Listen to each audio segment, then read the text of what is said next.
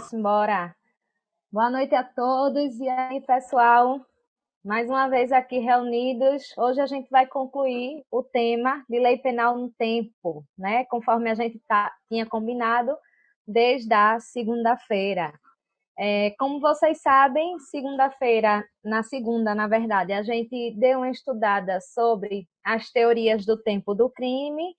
Vimos as 4 hipóteses de conflito de lei penal no tempo: abolício crimes, novatio legis incriminadora, novatio legis immelius e novatio legis impejus. Ontem a gente fez uma análise em cima das leis penais excepcionais e temporárias, não foi isso? Falamos um pouquinho, inclusive, de tudo que nós estamos vivendo, da questão do coronavírus, né, do surgimento dessas leis proibindo a nossa saída, enfim, né, tudo que a gente está vendo no mundo, e vimos que se encaixava perfeitamente dentro dessa questão de lei penal excepcional, não é isso? E vimos a diferença também entre cada uma delas. E na aula de hoje, nós vamos estudar dentro dessa questão de tempo do crime a forma de se comportar das leis processuais penais e também a problemática dos crimes permanentes e dos crimes continuados, tá ok? Então vamos lá. Bom, quando a gente fala em leis processuais penais, pessoal, é importante que vocês tenham em mente que no âmbito do direito, tanto no direito civil como no direito penal, no direito constitucional, nós temos as normas materiais, aquelas normas que a gente diz que elas são de direito material, que são aquelas normas que trazem para a gente os nossos direitos, por exemplo, as nossas garantias, certo?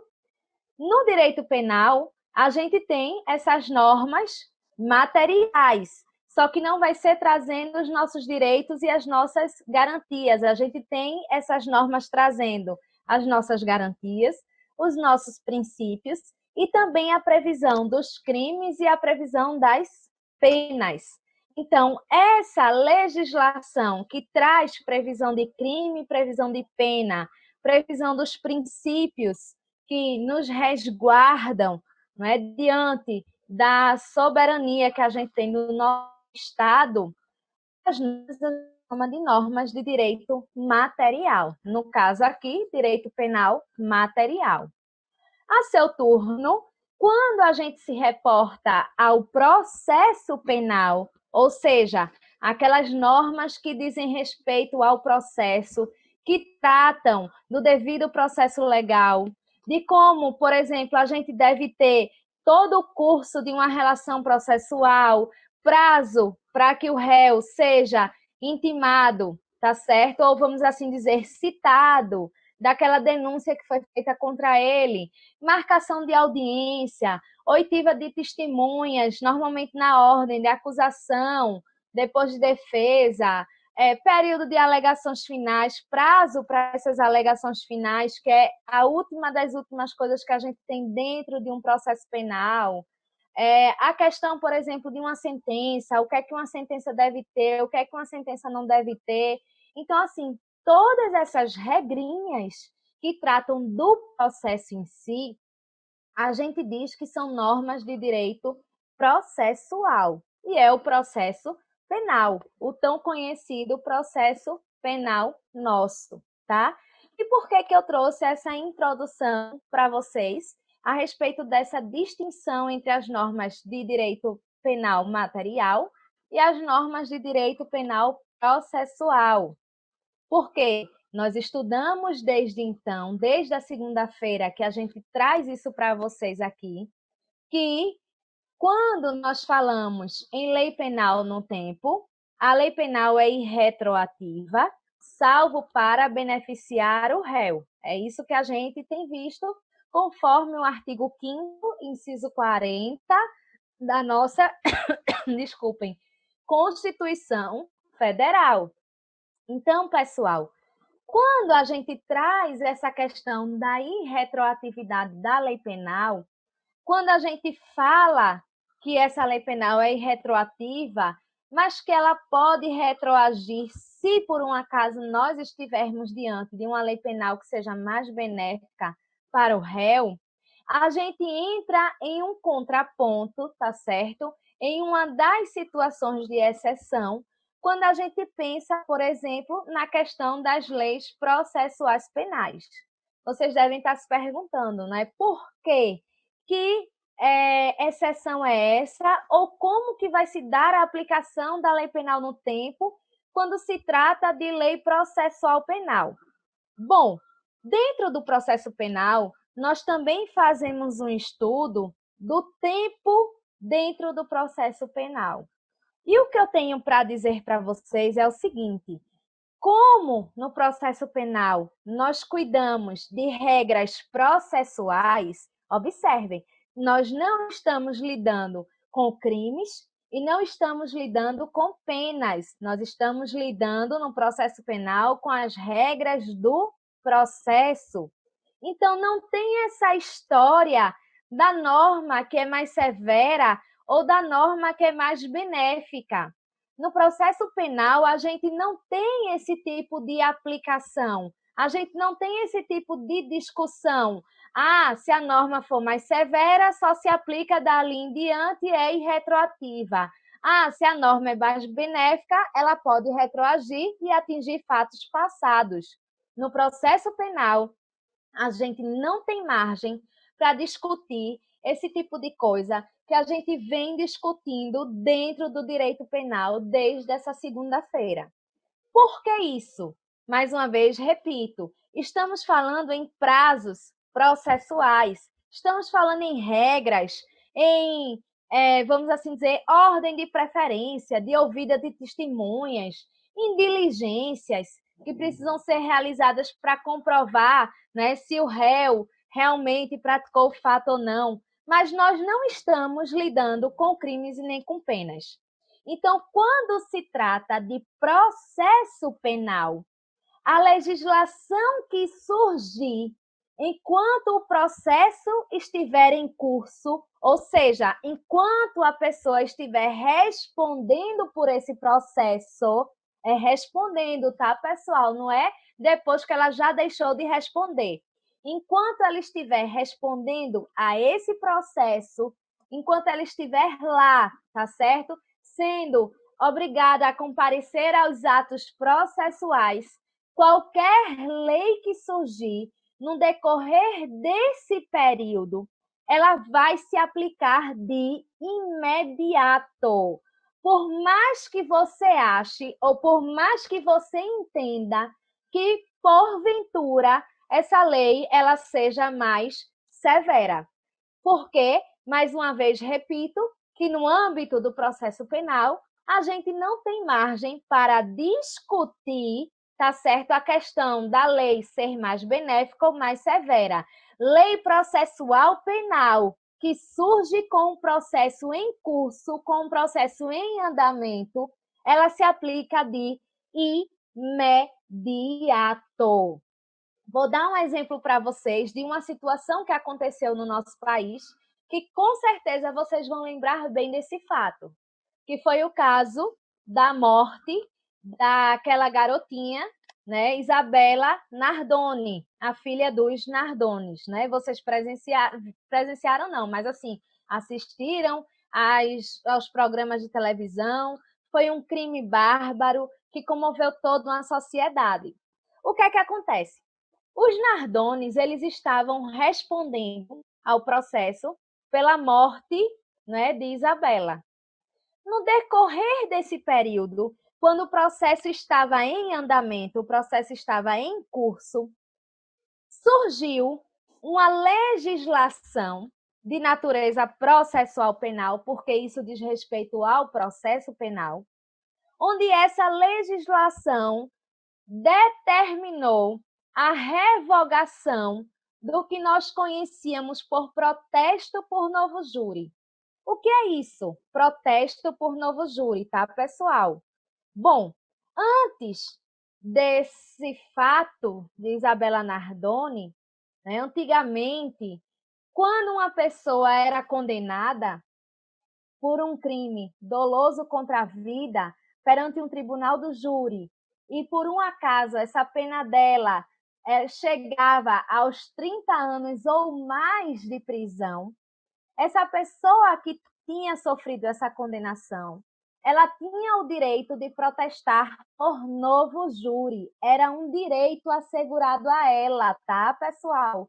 Um direito dentro do processo penal.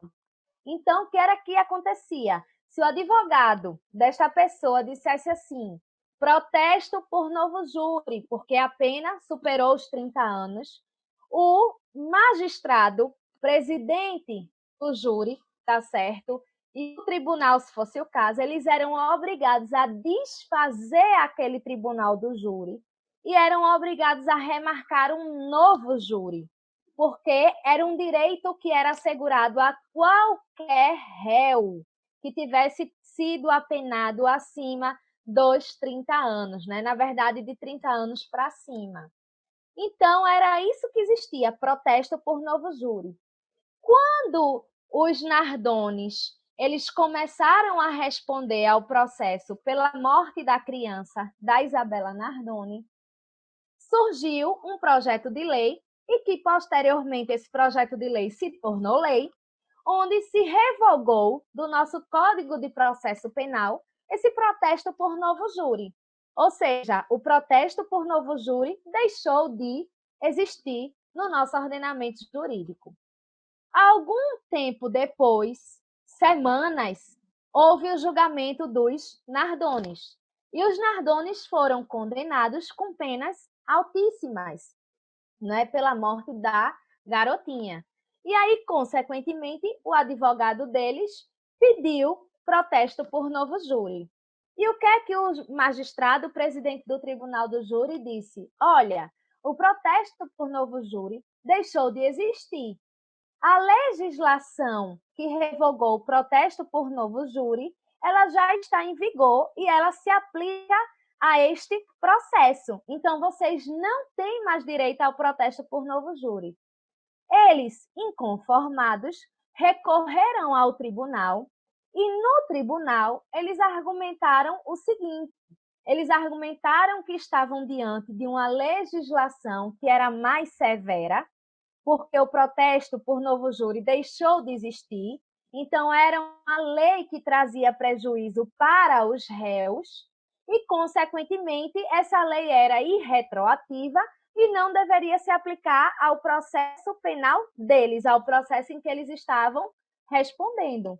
E o que é que o tribunal disse? Olha, nós não estamos diante de uma norma de direito penal. Protesto por novo júri é uma norma de direito processual penal. E sendo norma de direito processual penal, ela se aplica de imediato a todos os processos, independente de você entender que ela é mais benéfica ou que ela traz maiores prejuízos para o réu. Bom, o tribunal manteve a decisão do juiz, presidente do tribunal do júri.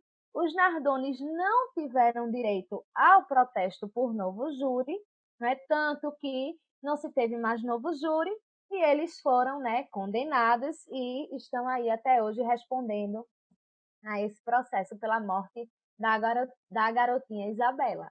Então, isso é um exemplo que a gente tem de uma problemática que se difere quando a gente trata do direito penal material e do direito, consequentemente, processual penal. Ok, pessoal? Então, em se tratando de processo penal, a lei que surgir de natureza processual penal se aplica de imediato, tá certo?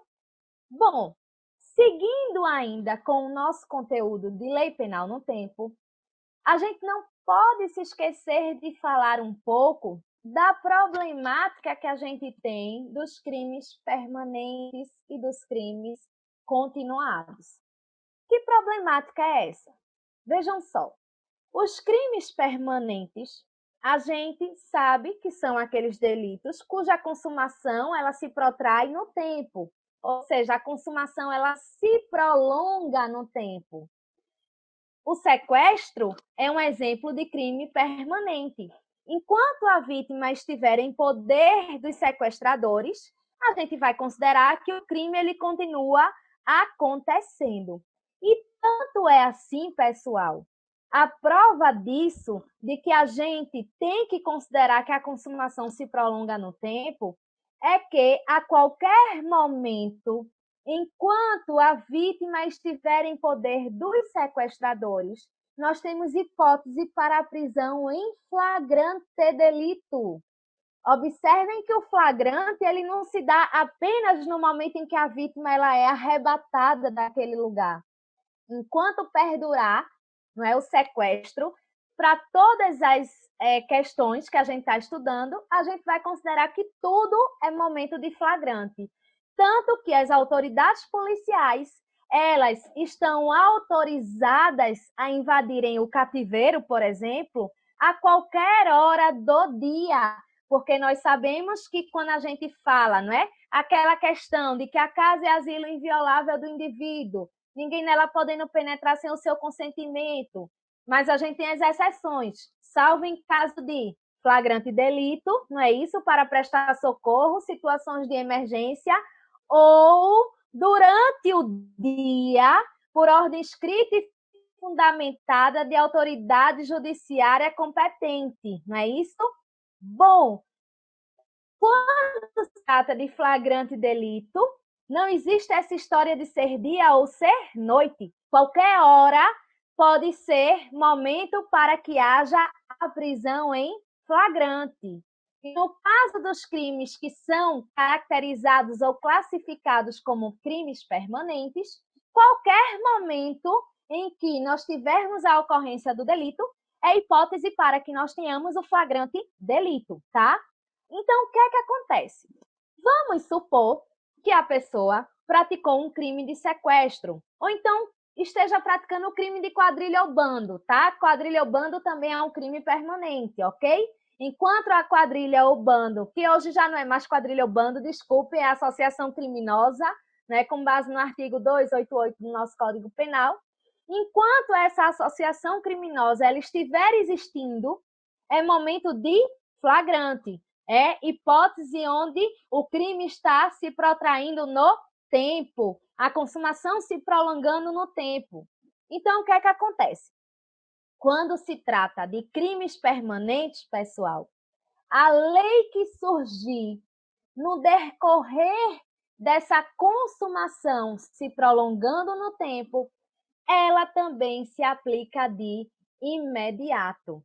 Vocês podem me perguntar, mas professora, mesmo que se trate de uma lei mais severa, mesmo que se trate de uma lei pior, mesmo que se trate de uma lei que traga uma mudança de pena brusca, vamos supor, uma mudança de pena de que era antes de 2 a 4, agora passe a ser de 8 a 12, eu vou dizer para vocês, mesmo que se trate de uma mudança através de uma legislação mais severa, ela vai se aplicar de imediato. Por qual motivo? Simples. Observem, a vítima está lá em poder dos sequestradores. O crime está acontecendo, ok? Ali a gente tem uma lei que é uma lei mais branda. A vítima continua em poder dos sequestradores.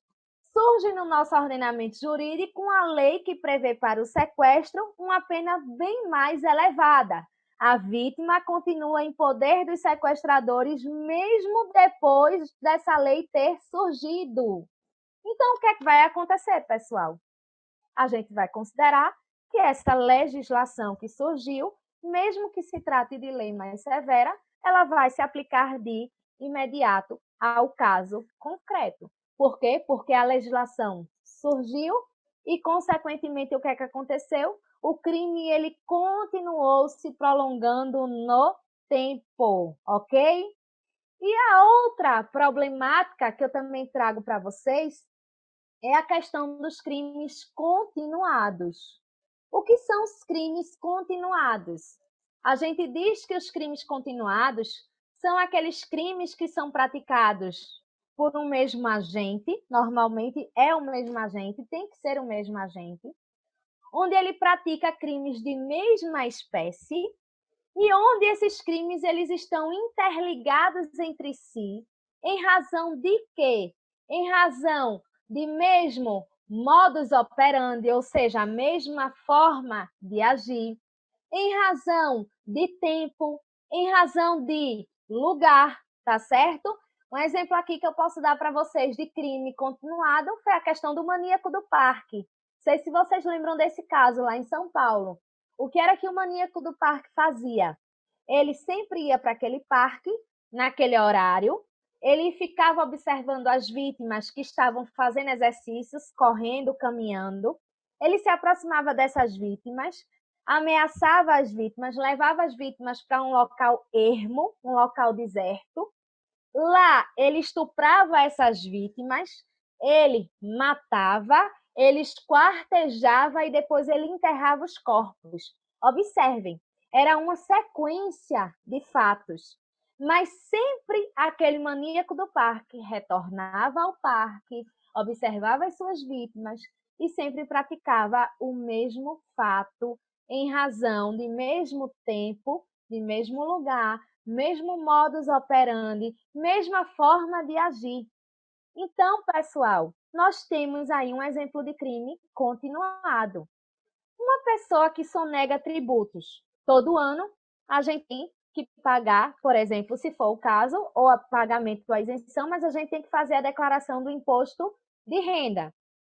Se a gente obtém rendas e não faz essa declaração de imposto de renda, a gente pode vir a responder pelo crime de sonegação fiscal, não é isso? Então, imaginem vocês que o empresário ele não declarou ter recebido rendas no ano de 2017.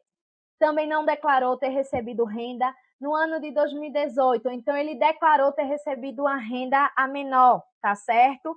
Quando foi no ano de 2019, ano passado, agora ele estaria organizando, né, toda a questão dele para fazer aí a declaração do imposto de renda e ele iria declarar um valor também a menor. Observem, ano a ano, esta pessoa vem praticando esse tipo de conduta. Observe que é o mesmo agente que está praticando e que as condutas elas vêm se repetindo. Estamos diante de crime o quê? Crime continuado. O que é que acontece, tá? Quando nós estamos diante também de crimes continuados, é importante eu deixar bem claro para vocês. Enquanto não tiver havido a sentença penal condenatória, enquanto a pessoa estiver respondendo por esses delitos, todos eles em continuidade delitiva, o que é que vai acontecer, pessoal? A lei que surgir naquele período, ela também vai se aplicar de imediato, independente dessa lei ser mais benéfica ou ser mais severa. Benéfica a gente já nem diz, porque a gente já saberia que, sendo benéfica, ela sempre vai retroagir para beneficiar o réu. Mas se a lei mais severa surgir no decorrer desse período, que é o período que a gente considera da continuidade delitiva, onde o agente está respondendo ao processo, essa lei, mesmo sendo mais severa, ela também vai se aplicar de imediato, tá? Então, essas são as exceções àquela regrinha que nós aprendemos do artigo 5º, inciso 40 do nosso Código Penal, de que a lei penal é irretroativa, salvo para beneficiar o réu. A gente já sabe que normalmente, não é, pessoal? Para toda regra existe uma exceção. E esses casos que eu trouxe para vocês aqui são essas exceções aplicadas, tá certo? A essa questão de lei penal no tempo e de legislação mais severa que pode ser trazida de imediato para dentro daqueles casos concretos, ok? Então é isso que nós temos aí. Eduardo, vamos abrir para as perguntas. Positivo, vamos embora.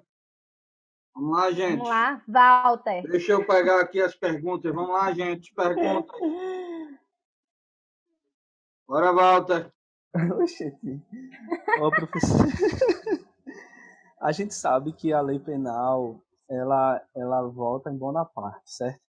E a lei Certo. processual penal, ela age a partir desse momento, o tempo regio ato, é a daqui para frente. Quando há um Perfeito. conflito aparente de normas, ou acho que um exemplo é a lei de drogas, ela pode correr na parte processual penal como na penal. Mas aí, o que é que se faz? Volta na Constituição para ver o que vai se aplicar, é a chamada da norma híbrida, né? A norma mista. Isso, Walter, perfeito. Isso é uma problemática também que a gente tem, né, que é o que a gente chama de normas mistas ou híbridas. São aquelas normas que ela trazem em seu bojo tanto o direito material como o direito processual. A lei de drogas, por exemplo, ela traz a previsão de crimes e de penas, ou seja, norma de direito material, e ela traz também todo um delineamento da postura e das regras de como o processo penal ele deve seguir, tá? Então, assim, quando se trata de normas híbridas, a gente tem algumas correntes que entendem que essa lei ela deve ser analisada conforme o que ela tem de mais benéfico para retroagir e atingir, tá certo, para aqueles fatos que foram praticados e que, né, as pessoas estejam respondendo ao processo. Então, toda a questão da legislação seja mais benéfica, volta e retroage. Uma outra corrente diz assim, que a gente só pode retroagir sendo uma norma mais benéfica em se tratando da parte material. Com relação à parte processual, a gente tem que se enquadrar àquele novo rito, né, os novos procedimentos e as novas regras de processo penal que são trazidos por essa lei, ou essa norma que é híbrida. E a gente tem uma terceira corrente que diz assim, olha, surgiu essa norma híbrida, como ela traz questões de direito material, se for mais severa, ela não retroage e não se aplica de jeito nenhum. Ela só tem validade dali para frente, seja tanto a parte processual como seja a parte material, tá? O que mais vigora no nosso ordenamento jurídico, e foi o que aconteceu muito, que a gente viu nessa questão da lei de drogas, foram os juízes fazendo o seguinte, dividindo a parte material da parte processual. A parte material, se fosse mais benéfica, retroagia, se não fosse mais benéfica, não se aplicava àquele caso concreto. Então, os juízes começaram a fazer isso. Eles começaram a aplicar a parte material somente se fosse mais benéfica. A parte processual, como diz respeito a regras dentro de um processo penal, ela já se aplica de imediato, independente de você considerar que aquele procedimento traz ou não mais prejuízos para o réu. Então, a gente leva em consideração realmente essa forma de aplicação, é a mais justa, é a mais correta, em sendo a parte material, a gente tem que analisar se ela traz ou não mais prejuízos para decidir se ela se aplica ou não àquele caso. E em relação à parte processual, aplicação imediata. Ok? Ok, professora. E Obrigado. aí, gente, mais dúvidas?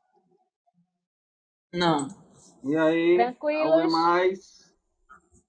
É bom Mais demais, ninguém? gente. Então, professora, desde já o nosso muito obrigado. Né? Obrigado, profa. Obrigada. Até Só a não estarei com próxima. vocês amanhã, que amanhã eu vou dar aula pela faculdade. Ok. Deus lhe Tá abençoe. bom? Obrigado. Mas Beijão, aí tem boa o nosso noite. curso normal que vai voltar. Isso. E aí estamos juntos. E nós estaremos todos juntos, se Se Deus Deus quiser. quiser. Agora, com a palavra, obrigado, Marta, professor Beijão, Universo. beijo. É uma pessoa.